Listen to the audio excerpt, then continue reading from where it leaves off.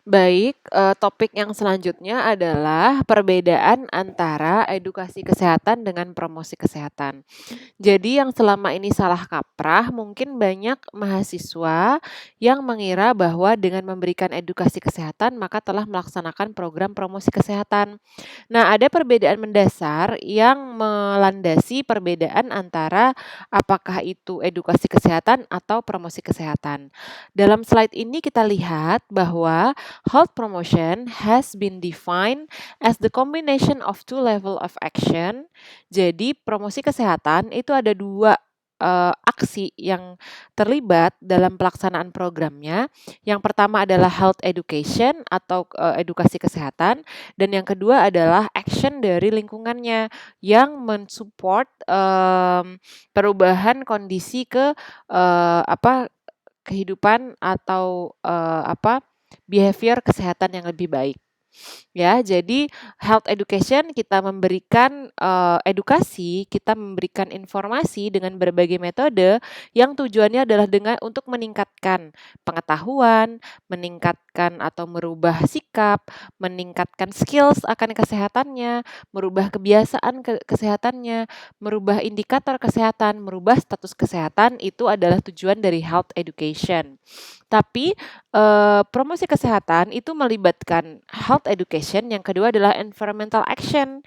Jadi yang setelah saya jelaskan di sebelumnya bahwa dalam promosi kesehatan itu tanggung jawabnya tidak hanya lies on individu, tidak hanya individu, tapi sosial dan juga lingkungan. Dan juga kesuksesan suatu program promosi kesehatan itu adalah karena faktor-faktor dari individu dan juga faktor-faktor dari lingkungan. Jadi environmental action yang dapat membantu meningkatkan kesehatan contohnya adalah dengan adanya advokasi, dengan adanya perubahan secara lingkungan, dengan adanya legislasi, dengan adanya regulasi, dengan adanya dukungan dari sumber daya, dukungan sosial, dukungan keuangan, dukungan komunitas, dan juga dukungan dari organisasi.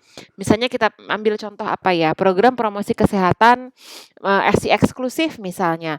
Tidak hanya keberhasilan dari program tersebut tidak hanya dari kita mengedukasi, ayo ibu-ibu, ASI itu adalah yang terbaik untuk bayi. Tidak, tapi kesuksesan akan pemberian ASI eksklusif terhadap bayi minimal 6 bulan itu adalah bagaimana lingkungannya dari yang terkecil hingga legislasi itu mendukung agar si ibu dapat memberikan ASI eksklusif untuk bayi. Contoh, banyak faktor kegagalan dari ASI eksklusif karena tidak didukung oleh keluarga.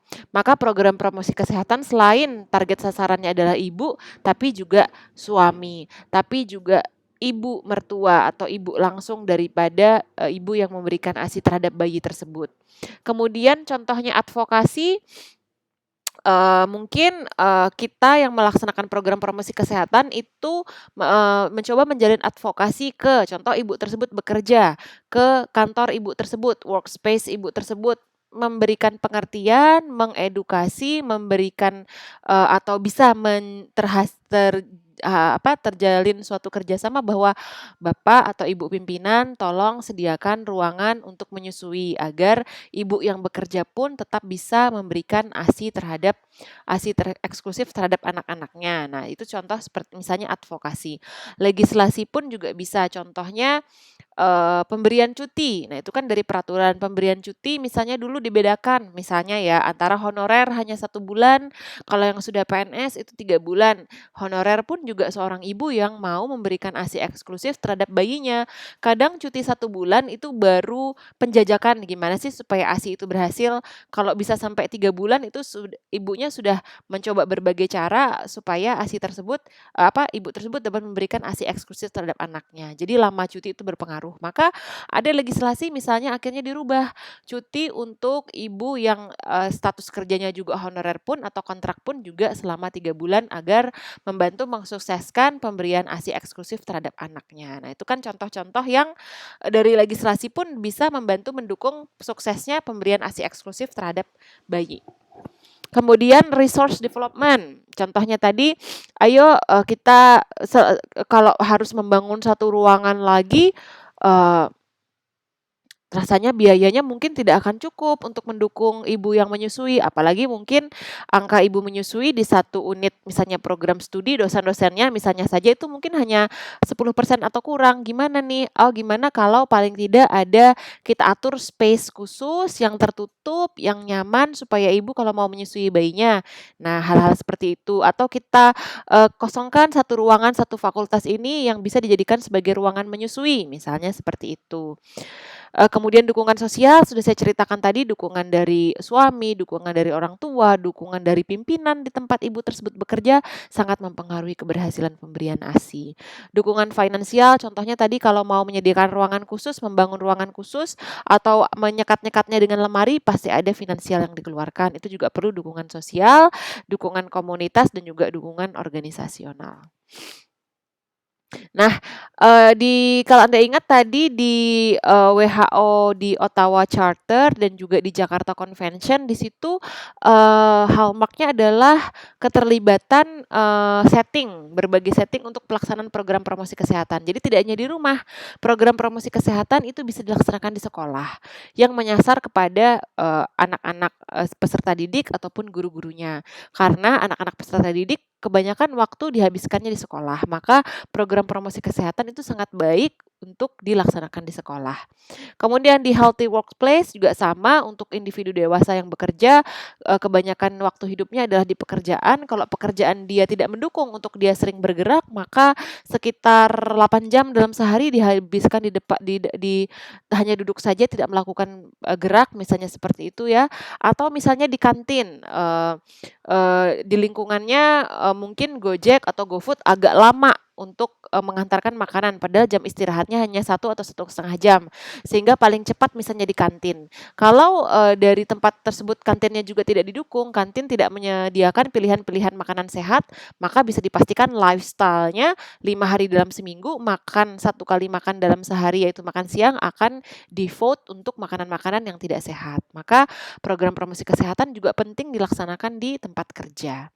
Kemudian healthy communities and families juga di lingkungan RT, di lingkungan RW, di dalam keluarga itu juga harus ada atau bisa disasar dalam program promosi kesehatan. Contoh yang saya contohkan tadi adalah bagaimana dukungan ibu, dukungan suami itu sangat berpengaruh terhadap keberhasilan ASI. Anda juga bisa contohnya yang lain.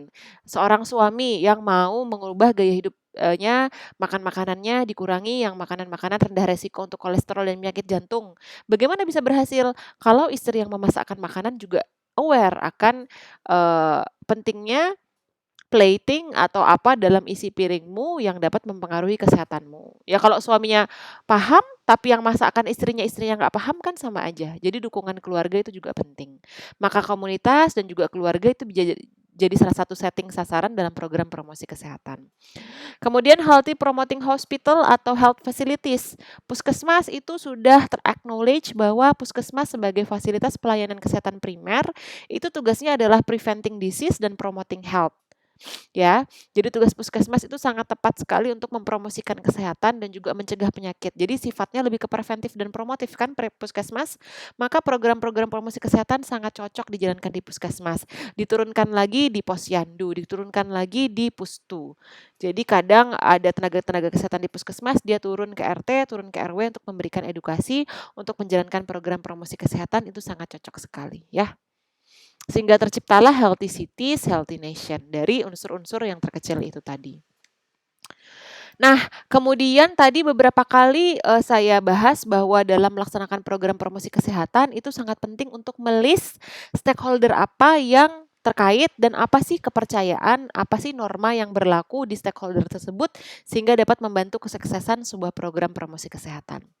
Jadi yang pertama definisinya dulu, stakeholder itu apa sih? Kan banyak definisi dari stakeholder. Stakeholder adalah suatu individu, suatu orang, atau suatu organisasi yang mempunyai minat yang sama akan kesehatan terhadap grup yang spesifik atau population yang spesifik. In other word atau dalam kata lainnya, stakeholder dalam program promosi kesehatan adalah siapapun, baik itu orang, baik itu organisasi yang terlibat di program tersebut baik secara langsung atau tidak langsung. Contoh program ASI tadi stakeholder-nya siapa? Suami, orang tua, kepala pimpinan, kepala prodi, dekan fakultas, siapa lagi kira-kira? semua individu yang terkait dalam kesuksesan, ibu tersebut dalam memberikan ASI. Itulah stakeholder yang dilibatkan dalam program. Involving the stakeholder, melibatkan stakeholder dalam program promosi kesehatan adalah penting supaya program tersebut dapat berjalan dengan baik. Contoh, enlisting stakeholder to assist in identifying program approach and strategies. Jadi kita harus mewawancarai dulu sebelum kita merencanakan program. Tadi kan promosi kesehatan itu programnya terencana, terstruktur dan juga terencana gitu kan ya. Jadi sebelum membuat rencana kita hubungi dulu stakeholder, kita wawancara bagaimana beliefs, attitude stakeholder terhadap satu isu kesehatan yang kita angkat dalam program promosi kesehatan. Jadi kalau kita bisa merangkul stakeholder tersebut untuk menyamakan persepsi pentingnya isu kesehatan tersebut sama dengan kita, maka kemungkinan program tersebut berhasil akan lebih tinggi. Contoh tadi program ASI. Bagaimana kita meyakinkan dekan bahwa Pak, ASI eksklusif itu penting loh untuk kehidupan bayi. Kalau dekannya setuju, dia memiliki kepercayaan, memiliki sikap dan persepsi yang sama dengan kita, maka kesuksesan program tersebut juga akan lebih tinggi lagi daripada misalnya katakanlah pimpinan yang tidak aware, buat apa sih saya menyediakan ruang untuk menyusui toh cuman 1-2 orang ibu, apa sih itu tidak ada hubungannya dengan produktivitas kerja dalam lingkungan saya misalnya. Nah, itu akan susah kalau stakeholder yang kita rangkum itu tidak satu visi dan misi dengan kita. In the case of business implementing a health promotion program for employees, contohnya di sini misalnya mau mengadakan program promosi kesehatan ke karyawan, stakeholder yang terlibat akan menjadi karyawannya, manajernya, dan juga pemilik perusahaannya. Beberapa stakeholder lain yang mungkin terlibat adalah keluarga, customer, pembeli, atau orang yang memakai layanan mereka, atau healthcare providers, ya. Stakeholder group have often similar interest in the program. Jadi misalnya pimpinan menyetujui ASI itu penting juga atau olahraga itu penting. Jangan terlalu lama atau bikin peraturan yang bikin karyawan itu tidak bisa berolahraga ketika bekerja 8 jam sehari. Stakeholder-nya paham, misalnya manajer atau pimpinannya paham. Oke, kita setuju bahwa bergerak atau istirahat untuk olahraga itu penting bagi karyawan. Tapi mungkin pendekatannya berbeda. Karyawannya pengen gimana kalau 30 menit waktu olahraga itu diambil di waktu kerja kita. Misalnya kerja dari jam 8 sampai jam 12, kemudian dilanjut jam 1 sampai jam 3. Gimana kalau waktu kerjanya jadi istirahatnya diperpanjang dari jam 12 sampai jam 2. Sehingga waktu istirahat bisa buat makan, minum, sholat, kemudian olahraga misalnya kayak gitu. Tapi dari sisi pimpinan dia gimana kalau waktu olahraga itu diambil dari waktu istirahat misalnya seperti itu. Jadi stakeholder itu mungkin bisa mempunyai goals yang sama dengan program kita. Oke, kita setuju olahraga itu penting, tapi mungkin mereka mempunyai persepsi atau mempunyai rencana implementasi yang berbeda yang harus ditemukan win-win solution-nya supaya karyawannya juga memungkinkan, dari employees juga atau employers atau dari segi pemilik perusahaan juga tidak merasa dirugikan dengan adanya program promosi kesehatan tersebut. Makanya penting kalau kita pemilik perusahaannya setuju olahraga itu penting, tapi kita nggak bisa menggolkan supaya pemilik perusahaannya merasa tetap untung, tapi jam kerja karyawannya juga tetap produktif, maka saya setuju sebenarnya olahraga itu penting, tapi saya nggak mau jam kerja karyawan saya jadi menurun akibat 30 menit waktunya untuk olahraga. Gimana kita meyakinkan bahwa tambahan waktu 30 menit itu tidak akan mengurangi produktivitas karyawan di jam kerjanya atau malah menambah. Karena waktu istirahatnya tambah, jadi karyawan itu lebih fresh ketika kembali bekerja. Misal seperti itu. Jadi stakeholder itu juga harus kita rangkul apa pendapatnya, apa kepercayaannya, apa sikapnya supaya bisa ditemukan win-win solution-nya. Ya, kemudian waktu selanjutnya ketika pertemuan kita akan mendiskusikan, saya sudah minta kepada mahasiswa untuk mengumpulkan, cari salah satu program yang mewakili program yang berhasil, salah satu program yang mewakili program yang tidak berhasil dalam program Health Promotion Program. Skalanya bisa skala Banjarbaru, bisa skala Kalimantan Selatan, atau bisa skala Indonesia. Monggo, nanti kita diskusikan sama-sama ya. Jadi saya bisa sampaikan rangkuman dari materi yang saya berikan hari ini ada 3 video terpisah. Yang pertama adalah program promosi kesehatan itu beda dengan edukasi kesehatan. Program promosi kesehatan itu programnya direncanakan dulu, disusun dan distruktur sebagaimana rupa agar komprehensif, semua orang terlibat semua orang yang terlibat itu juga sama persepsinya terhadap program promosi kesehatan yang kita tawarkan, sehingga kesuksesannya juga lebih tinggi. Program promosi kesehatan membantu individu menetapkan pilihan mengenai kesehatan. Itu targetnya. Jadi individu tersebut aware bahwa dia memiliki pilihan-pilihan yang dapat meningkatkan status kesehatannya. Promosi kesehatan tidak hanya berfokus pada individu sasaran, namun lingkungan juga mempengaruhi. Kalau Anda ingin berhasil, jangan hanya menyasar individu, tapi sasar juga keluarganya, komunitasnya, tempat kerjanya, tempat sekolahnya, kalau individu tersebut masih sekolah, jadi stakeholder-stakeholder yang terlibat itu harus di-list dan juga dirangkul. Identifikasi stakeholder dan memahami nilai dan kepercayaan stakeholder tersebut penting untuk suksesnya sebuah program promosi kesehatan. Yang terakhir saya jelaskan tadi ya. Nah, mungkin itu kalau ada pertanyaan kita bisa bahas bersama-sama di chat room atau video group yang akan dilaksanakan di waktu yang akan kita sepakati bersama. Terima kasih atas perhatiannya. Semoga ilmu yang diberikan bermanfaat bagi kita semua. Assalamualaikum warahmatullahi wabarakatuh.